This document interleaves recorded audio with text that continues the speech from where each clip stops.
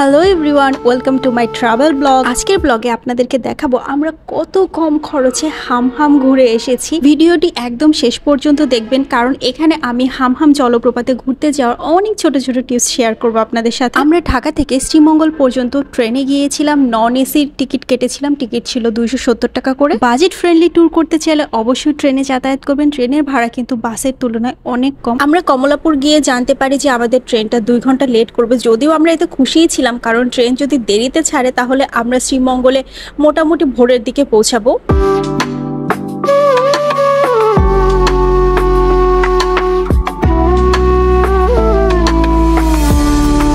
ছাড়ার 5-7 মিনিট আগে আমরা ট্রেনে উঠে পড়ি এবং আমাদের টিকিট অনুযায়ী যার যার সিট দেখে বসে পড়ি। যদিও প্রথমে আমাদের টিকিট এক একজনের এক এক মাথায় ছিল, তারপর আমরা শাফল করে মোটামুটি সবাই একসাথে বসতে পেরেছিলাম। ট্রেনে যত ধরনের খাবার উঠছিল আমরা সবগুলো ট্রাই করছিলাম। আমরা এক একজন এক এক আইটেম কিনে সবার সাথে শেয়ার করছিলাম। এই কারণে আমাদের অনেক আইটেম ট্রাই করা হয়েছে এবং খরচটাও কিন্তু কম হয়েছে। ট্রেনে খাওয়া সব ধরনের খাবারের মধ্যে আমার কাছে এই ঝাল চানাচুরটা বেস্ট লেগেছে। এটা অনেক স্পাইসি আর ট্যাঙ্গি ছিল, যে কারণে আমার বেশি পছন্দ হয়েছে। আর এই ঝাল চানাচুরের স্পন্সর ছিল আমাদের সবার পছন্দের উত্তম দাদা। আমরা যখন শ্রীমঙ্গল পৌঁছাই তখন রাত প্রায় 3:30 বাজে। 3:30 থেকে ভোর পর্যন্ত আমরা স্টেশনে ওয়েট করছিলাম। তারপরে যখন সকালের আলো ফোটা শুরু করেছে তখন আমরা চাঁদের গাড়ি করে চলে গেছি পানসি রেস্টুরেন্টে। আমরা যখন পৌঁছেছি তখনও ওদের খাবার দাবার রেডি হয়নি। আমরা বাইরে কিছুক্ষণ ওয়েট করছিলাম, তারপরে ভিতরে গিয়ে ফ্রেশ ট্রেশ হয়ে আমরা খাবার অর্ডার করলাম। সবাই আমরা খিচুড়ি আর মাংস নিয়েছিলাম। এটার প্রাইস ছিল 75 টাকা পার প্লেট। সারা রাত জার্নি করার পরে সকালবেলায় খিচুড়ি আর মুরগি মাংসটা খেতে ভালোই লাগছিল, যদিও আমার প্রচুর ঘুম পাচ্ছিল, কারণ আমরা সারা রাতে কেউই ঘুমাইনি। একে তো প্রথম দিকে আমরা অনেক মজা মাস্তি করেছি, আর যখন লাস্টের দিকে এসে ঘুমাতে চেয়েছিলাম ট্রেনে তখন প্রচুর পরিমাণে মশায় কামড়িয়েছে। এই কারণে আমাদের কারোরই ঘুম হয়নি। এই কারণে সকাল হওয়ার পরেও দেখা যাচ্ছে যে আমাদের কাউকে আর ফ্রেশ লাগছে না, সবাইকেই বিধ্বস্ত লাগছে। আমরা কিন্তু খুব ভোরের দিকে রওনা হয়েছি হামহামের দিকে, কারণ আলো ফুটে গেলে ট্রেকিং করতে অনেক কষ্ট হবে। আর আপনারা মোটামুটি সবাই জানেন যে হামহামের রাস্তা কিন্তু অনেক দুর্গম। এই ট্রেকিংটাও কিন্তু অনেক কষ্টকর। হামহামে যাওয়ার আগে অবশ্যই আমরা হামহাম সম্পর্কে ভালো করে স্টাডি করে নিয়েছিলাম এবং সব জায়গার থেকেই আমরা এটাই জেনেছি যে হামহামের ট্রেকিং খুবই ভয়াবহ। আর সবচেয়ে ভয়ঙ্কর যে জিনিস সেটা হচ্ছে জোক। হামহামের রাস্তায় নাকি প্রচুর পরিমাণে জোক থাকে। এই কারণে আমরা সবাই সাথে করে মোটামুটি বেশ খানিকটা লবণ নিয়ে নিয়েছিলাম। শ্রীমঙ্গল থেকে হামহাম যাওয়ার রাস্তায় কিন্তু অনেকগুলো চা বাগান পড়ে, আর এই চা বাগানের মধ্যে দিয়ে যখন চাঁদের গাড়িতে করে যাওয়া হয় তখন এত ভালো লাগে, এটা আসলে আমি বলে প্রকাশ করতে পারবো না। আমরা কিন্তু একটা চা বাগানে নেমে অনেকক্ষণ ঘোরাঘুরি করেছি, সবাই মিলে ছবি তুলেছি, ভিডিও বানিয়েছি এবং বেশ খানিকটা মজা করেছি। তারপরে যখন দেখলাম যে আস্তে আস্তে রোদ ওঠা শুরু করেছে, তারপরে আর এখানে দেরি না করে আবার আমরা যাত্রা শুরু করলাম হামহামের দিকে।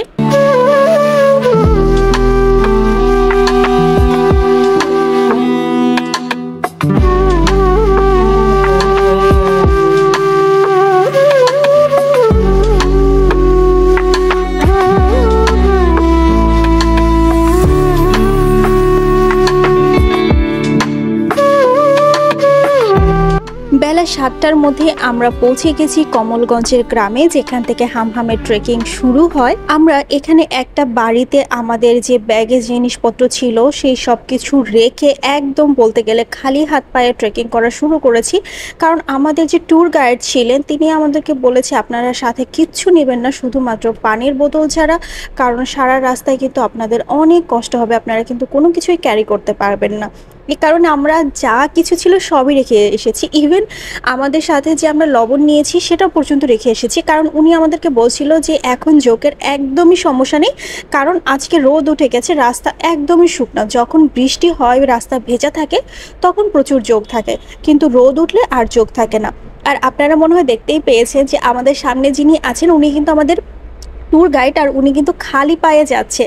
আমরা যদিও ট্রেকিং শু পরেছিলাম সবাই। হামহাম জলপ্রপাতে ট্রেকিং এ গেলে আপনারা অবশ্যই ট্রেকিং শু পরে যাবেন। আমাদের সাথে পুরো রাস্তায় কিন্তু একটা খুবই কিউট কুকুর ট্রেক করতে করতে গেছে, আবার আসার সময় ও আমাদের সাথেই ব্যাক করেছে। এবার চলুন আপনাদের সাথে কিছু সিক্রেট শেয়ার করি। এই যে সুন্দর জঙ্গলের মধ্যে দিয়ে আমরা ট্রেক করতে করতে যাচ্ছি, খুব এনজয় করছি, ব্যাপারটা কিন্তু আসলে মোটেও এরকম ছিল। মূল ঝর্ণা পর্যন্ত যাওয়ার রাস্তা কিন্তু খুবই খুবই দুর্গম। আমরা শুধু ততটুকুই ভিডিও করতে পেরেছি যতটুকু রাস্তা নর্মাল ছিল এবং ভিডিও করার মতন অ্যাবিলিটি আমাদের ছিল। হামহামে যাওয়ার আগে আমরা অনেক ভিডিও দেখে গিয়েছিলাম হামহাম ট্যুরের, কিন্তু সেই ভয়ঙ্কর জায়গাগুলো কোনো ভিডিওতে দেখানো হয়নি এবং ওখানে যাওয়ার পরে আমরা বুঝতে পেরেছি যে সেটা আসলে কোনো ব্লগার বা কোনো ইউটিউবার কেন দেখায়নি, কারণ এটা আসলে কোনোভাবেই সম্ভব না যে ওইখানে গিয়ে আপনি ভিডিও করবেন। যারা আসলে করতে পারে এদের ডেডিকেশন লেভেল অনেক হাই। আমাদের তো জীবন নিয়ে টানাটানি এরকম একটা অবস্থা হয়ে গেছিল। এরপরে আমাদের সাথে যে পরিমাণে জল ছিল সম্পূর্ণ শেষ হয়ে গেছিল, কারণ এই বনের ভিতরে কিন্তু প্রচণ্ড গরম। আর রাস্তার কথা আমি কি বলবো সেটা আর আমি মনেও করতে চাই না, খুবই ভয়ঙ্কর ছিল আমাদের ট্রেকিং। এরপরে আমরা একটা জায়গায় গিয়ে ঝিরির থেকে জল খাই অ্যান্ড ফাইনালি অনেক কষ্টে আমরা হামহাম পর্যন্ত পৌঁছাতে পারি। আমার পিছনে যে ঝর্ণাটা দেখতে পাচ্ছেন এটাই হচ্ছে সেই হামহাম ঝর্ণা, যে ঝর্ণা দেখার জন্য আমরা এত কষ্ট করে এখানে এসেছি। শেষ পর্যন্ত এখানে পৌঁছাতে পেরে আমার তো নিজেকে একদম সুপার মানব মনে হচ্ছিল। ওই দিন আমরাই প্রথম গ্রুপ ছিলাম যারা হামহামে আগে পৌঁছেছিলাম, তো আমরা এই কারণে অনেক মজা করতে পেরেছি। শুধু আমরা ছাড়া এখানে আর কেউ ছিল না, এই কারণে আমরা মেয়েরা খুবই ভালোভাবে ইচ্ছা মতন ঝর্ণার জলে স্নান করতে পেরেছি, মজা মাস্তি করতে পেরেছি। ঝর্ণা থেকে ব্যাক করার কোনো ভিডিও আমার কাছে নেই, কারণ ওই সময় আমাদের সবার অবস্থা খুবই খারাপ ছিল। মধ্য রাস্তায় এসে সবার প্রায় কান্নাকাটি অবস্থা যে আমরা আর ব্যাক করতে পারছি না, কারণ ওই সময় অলরেডি দুপুর হয়ে গেছে, রোদ উঠে গেছে। আর রাস্তা যে কি ভয়ঙ্কর আমি সেটা আসলে আপনাদেরকে বুঝাতে পারবো না। আসার সময় যেহেতু রাস্তা পিচ্ছিল হয়ে গেছিলো, কারণ আমাদের সবার জামা কাপড় ভেজা ছিল, এই কারণে আমাদের আরও বেশি কষ্ট হয়েছে। তারপরে আমরা গ্রামে এসে স্নান করে ড্রেস চেঞ্জ করি। পাশের একটা বাড়িতেই আমরা দুপুরের খাবার অর্ডার দিয়ে গিয়েছিলাম, সেখানে আমাদের খাবার রান্না হচ্ছে। এর মধ্যে আমরা এই গ্রামের চারিদিকটা একটু ঘুরে দেখি। এরপরে আমাদের ট্যুর গাইড দাদা আমাদেরকে সেই বাড়িতে নিয়ে যায় যেখানে আমাদের দুপুরের খাবারের আয়োজন করা ছিল। দুপুরের খাবারের মধ্যে ছিল আলু ভর্তা, চা পাতা ভর্তা, ডাল আর দেশি মুরগির তরকারি। এই প্যাকেজটা ছিল 160 টাকা করে। 5 ঘন্টা ট্রেকিং এর পরে আমরা ভয়াবহ ক্ষুধার্ত ছিলাম। আসলে খাবারের টেস্ট কেমন ছিল ওই সময় বুঝতেছিলাম না, জাস্ট পাগলের মতন খাচ্ছিলাম। খাওয়া দাওয়া শেষ করে কিছুক্ষণ রেস্ট নিয়ে আমরা এই বাড়িটা থেকে বের হয়ে গেলাম। এই পুরাটা সময় কিন্তু আমাদের ট্যুর গাইড যিনি দাদা ছিলেন উনি আমাদের সাথেই ছিলেন। আর এই গ্রামের লোকজন সবাই অনেক ওয়েলকামিং ছিল, আমাদেরকে বারবার বলছিল তারা যে আজকে রাতটা আপনারা এখানে থেকে যান। কমলগঞ্জ গ্রাম আর গ্রামের মানুষদেরকে আমার খুবই ভালো লেগেছে। আমার তো ইচ্ছা করছিল যদি সময় থাকতো তাহলে আমি এক রাত অবশ্যই কমলগঞ্জে থেকে আসতাম। এরপরে আমাদের ট্যুর গাইড দাদা এবং বাকি মানুষদেরকে বিদায় দিয়ে আমরা রওনা করলাম লাউয়াছড়া উদ্যানের দিকে।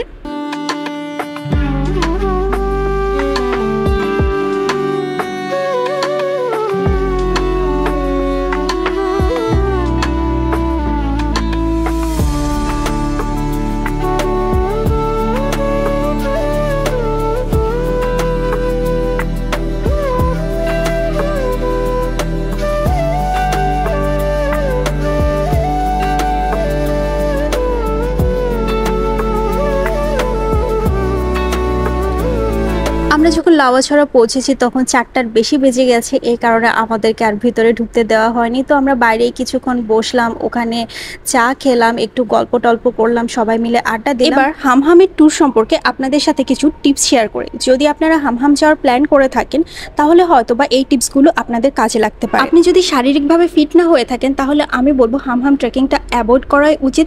যাদের ব্লাড প্রেশারের সমস্যা আছে, হার্টের সমস্যা আছে, তাদের জন্য এই ট্রেকিংটা কিন্তু অনেক রিস্কি হবে। ঝর্ণার সৌন্দর্য বর্ষাকালেই সব থেকে বেশি, কিন্তু বর্ষাকালে এই রাস্তাটা আরো দুর্গম হয়ে যায়। সো আপনারা যদি কেউ বর্ষাকালে যান তাহলে অবশ্যই সব ধরনের সাবধানতা অবলম্বন করে যাবেন। কেবলমাত্র 2 জন হামহামে না যাওয়াই ভালো, চেষ্টা করবেন গ্রুপের সাথে যাওয়ার জন্য, আর অবশ্যই ট্যুর গাইড সাথে নেবেন। আর এই ভিডিওটা আপনাদের কাছে কেমন লেগেছে সেটা আমাকে জানাতে কিন্তু একদমই ভুলবেন না। সবাই ভালো থাকবেন। That's all for today. Tata, bye bye.